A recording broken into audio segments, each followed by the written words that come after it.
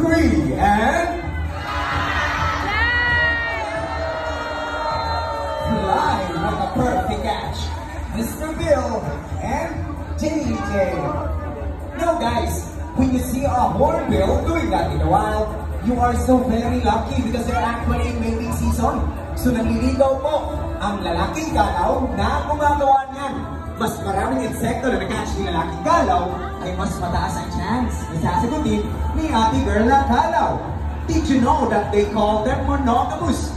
Monogamous meaning, once they find a partner in the wild, they will stay with them forever. Sana all talaga po, subuti pa sa ating mga galaw na forever, no? Now, sa mga single ladies out there, kung naghahanap kayo ng forever, so alam na natin, nandito lang ang hindi, mga trainers. Joke lang folks. Once again guys, magpapakitang kinas pa ang ating mga galaw na folks. Prepare your cameras, mabilis lang to. At the count of 3, 1, 2, 3, and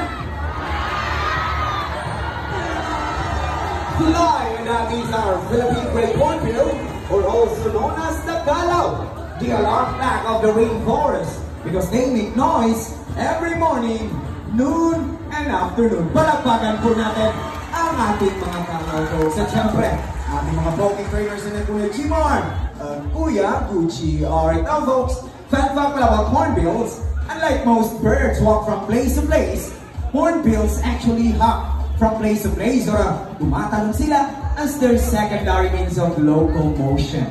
Alright, now let's proceed na sa ating next animal ambassador. Galing pa po ito ng Brazil, particularly in Amazon forest, na may call on Barak.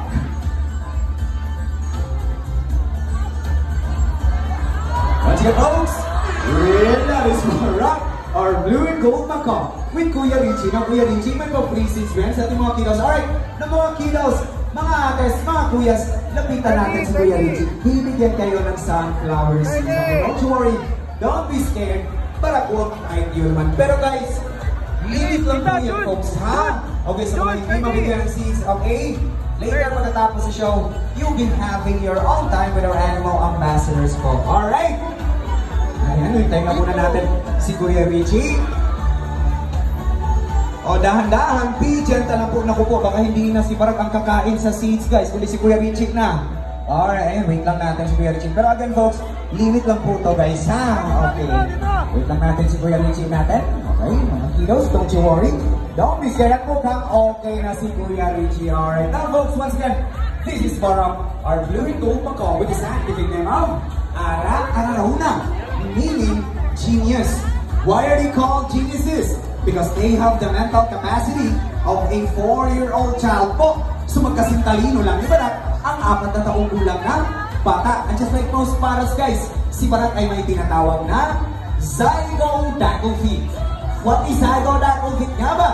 Papakita yan ni Barak using yung Filipino footwear called Kadang-Kadang. Alright na Barak, so grip! Paglayan natin zygodacal feet after folks. 2 in the front, 2 in the back, allowing them to grab items. So march again boy, right, left, right, or left, and bump. Good boy. Barak na dahil daw dyan boy. May high five ka to Kuya Richie. Oh, high five to Kuya Richie. One more, high five.